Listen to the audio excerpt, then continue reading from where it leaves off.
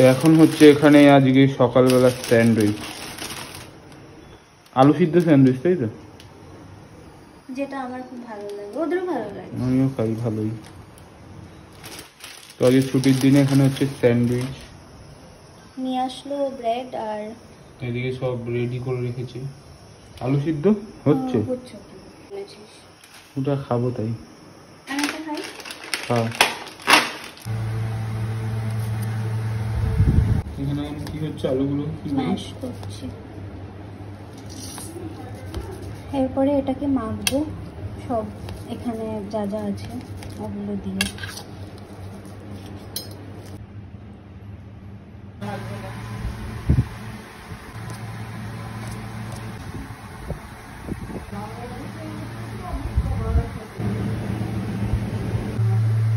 এখানে ব্রেডগুলোর মধ্যে সব আলুগুলো লাগিয়ে টমেটোগুলো কেটে রেখে দেওয়া হয়েছে। এবারে টোস্টারে বার করা হয়েছে, এর মধ্যে টোস্ট হবে।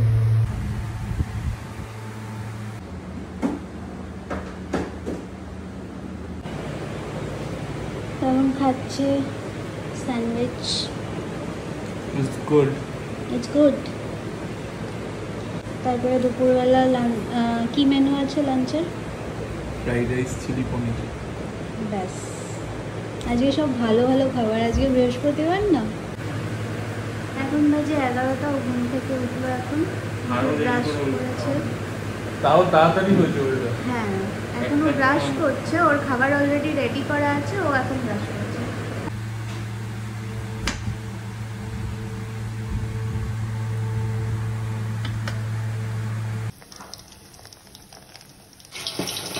তো এখন এখানে চিলি পনিরের প্রিপারেশন হচ্ছে।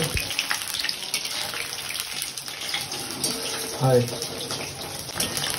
চিলি পনির আর ফ্রাইড রাইস।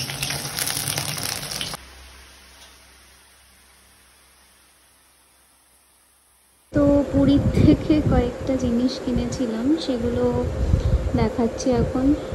এই ব্যাগগুলো নিয়েছিলাম পুরীর থেকে কয়েকটা, এরম এরম দেখতে, বেশ ছোট্ট ছোট্ট স্লিং ব্যাগ। আমার খুব পছন্দ মানে হয়েছে এই ব্যাগগুলো, এই জন্য বোন ওদের জন্য এই ব্যাগগুলো নিয়েছি। এরকম ঢোল টাইপের ব্যাগ দেখতে, এটাও বেশ সুন্দর লাগছিলো, এই জন্য নিয়ে নিয়েছি। এগুলো সবাই মানে সবাইকে একটু দেবো দেখেই নিয়েছি আর কি।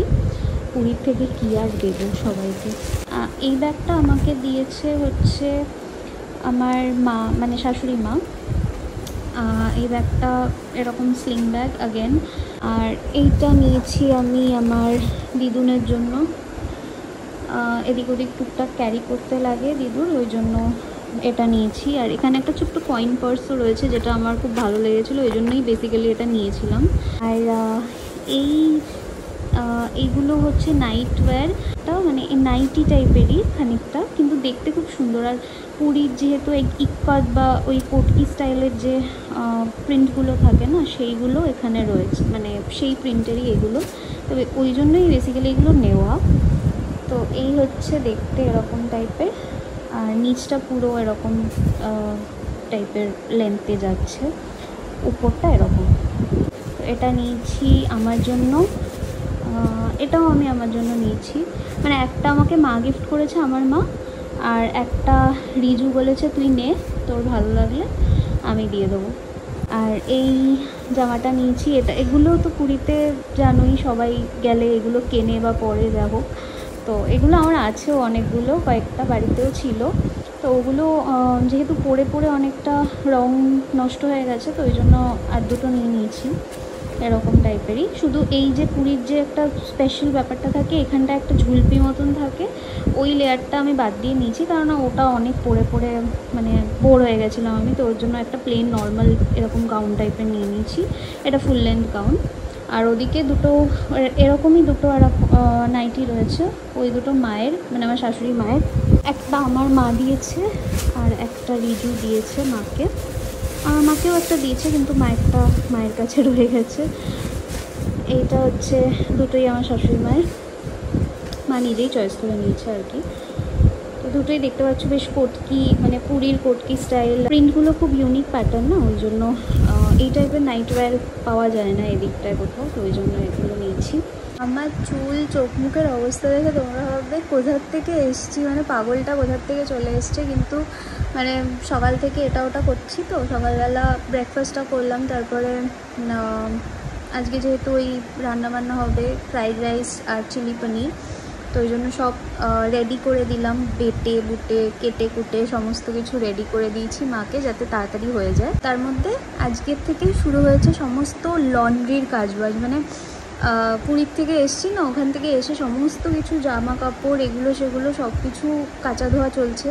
তো সকাল থেকে না এই মানে টুকটাক এগুলো চলছে, ওই জন্য আমি মানে নিজেকে ঠিকঠাক পরিপাটি করে রাখতেও পারিনি, এরকম অবস্থা আমার ওই জন্য।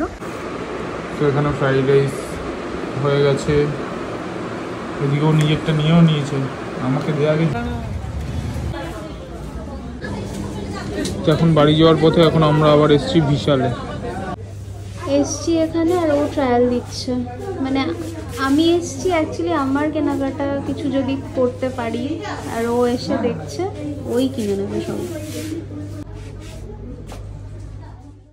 হাই গাইজ, তো বাই দ্য টাইম মানে আমার এই ভিডিওটা যখন লাইভ যাবে, by that time I don't know what will happen, বা এই সিচুয়েশনটা কীভাবে ইমপ্রুভ হবে আই ডোন্ট নো। বাট আজকে আমি যেটা রিয়েলাইজ করছি সেটা I'll be sharing with you. It is my own perception. It is very personal. যেটা হয়েছে সেটা তোমরা সবাই জানো। It is disgusting. It is a shame to our humanity. And I have nothing to say about it. কেননা I feel equally bad, equally terrible and equally disgusted as you guys are feeling right now. But the way we are all protesting against it, I think it will change the entire system in a way. আরেকটা যেটা খুব important জিনিস যেটা আমি বলতে চাই আর আমি realise করেছি, আই নো কিছু কিছু জন হয়তো আমার সাথে একমত হবে না, বাট অ্যাগেন এটা কমপ্লিটলি আমার নিজস্ব ব্যক্তিগত মতামত। কেউ কেউ যদি সামান্যটুকু রিয়েলাইজ করে যে না this could be a reason, মানে আমরা জানি না যে কী রিজনে এরকম কিছু হতে পারে, কেননা it's not about only women, it is about everyone. First of all তো we need to be kind and respectful to each other. আমি যে টপিকে বলতে চাইছি সেটা ওভারঅল ইম্প্যাক্ট ফেলে, ওভারঅল অ্যাজ ইন আজকে আমার মেন্টালিটি যেরকম হবে, আমি আমার আশেপাশের 5 জনকেও কিন্তু সেই মেন্টালিটি দিয়েই জাজ করব, সেই চোখেই সবাইকে দেখব, অ্যান্ড সেই কথাগুলোই আমার মুখ থেকে বেরোবে। তো আমি যদি এখন একটা মেয়ে হয়ে আরেকটা মেয়েকে জাজ করতে বসি, what is she wearing, why was she alone in the night, ওরকম টোনে কেন কথা বলছে, চালচলন এরকম কেন, আমি যদি এই জিনিসগুলোকে নিয়ে জাজ করা শুরু করি, আশেপাশের 4টে ছেলে বা 4টে মেয়েও কিন্তু এই জিনিসগুলো নিয়ে জাজ করবে। And that is the basic of everything that is happening. ছোটোবেলা থেকে if your mother has taught you something যে এই রকম জামা কাপড় পরে বেরোবি না তাহলে ছেলেরা তাকাবে, এত রাত করে বাড়ি ফিরবি না তাহলে সেফ হবে না ব্যাপারটা, সোসাইটি কি বলবে, আশেপাশের লোকজন কি বলবে যে মেয়েটা এত রাত করে বাড়ি ফিরছে। আমরা কেন এই জিনিসগুলো তাদেরকে শেখাচ্ছি প্রথম স্টেজেই? এই জিনিসগুলোর জন্যই কিন্তু আশেপাশের ছেলেরা বা পুরুষরা অনেকটাই রিজন পেয়ে যায় যে ঠিক আছে তার মানে এগুলো করা যেতে পারে, তার মানে ওই মেয়েটারই দোষ, which is not the case. কেননা যদি মেয়েটার দোষ হতো, যদি মেয়েটার রাত করে বাড়ি ফেরাটাই দোষ হতো, বা যদি মেয়েটার একটা ছোট পোশাক পরাটাও দোষ হতো, তাহলে আজকে না আমার বলতেও ডিসগাস্টিং লাগছে, একটা গরু বা একটা কুকুরও রেপ হতো না। And people who do this,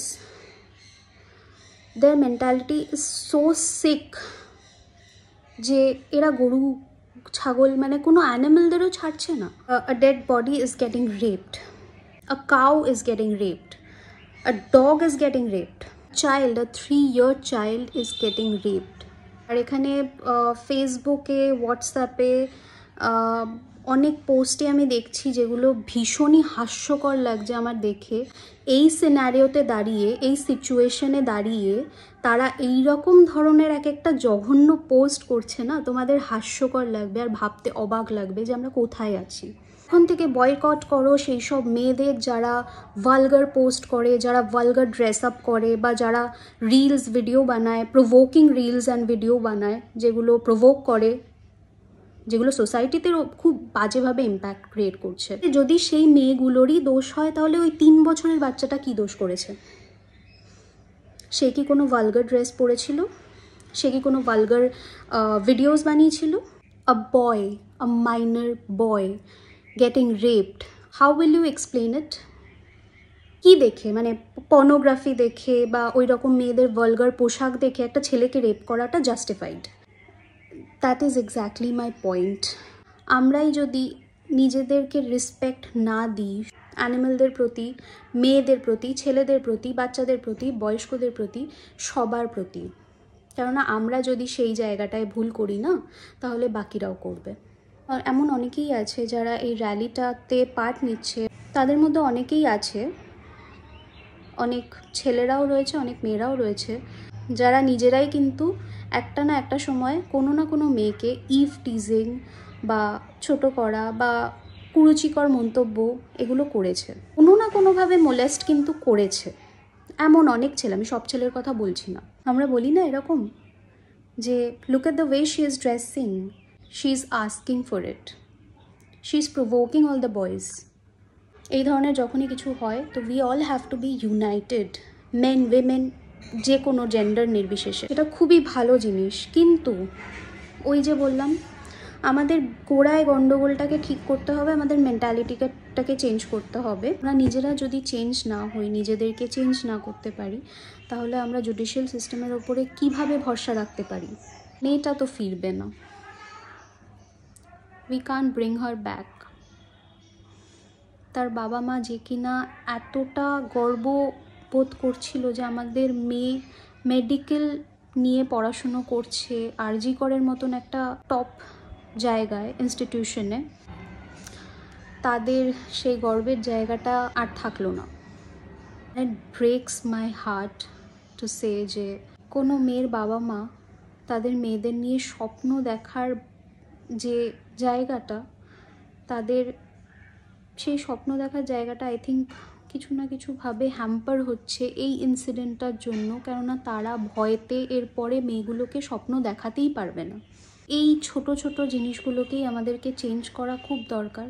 এই স্টার্টটা কিন্তু আমাদের নিজেদের থেকেই আনতে হবে, নিজেদেরকেই ঠিক হতে হবে এইখান থেকে আর এইখান থেকে, সো দ্যাট আমরা নিজেরাই নিজেদের সারাউন্ডিং পরিবেশটাকে একটু সুস্থ, স্বাভাবিক অ্যান্ড সেফ তৈরি করতে পারি বা রাখতে পারি। Yeah, let's hope and pray that justice gets solved.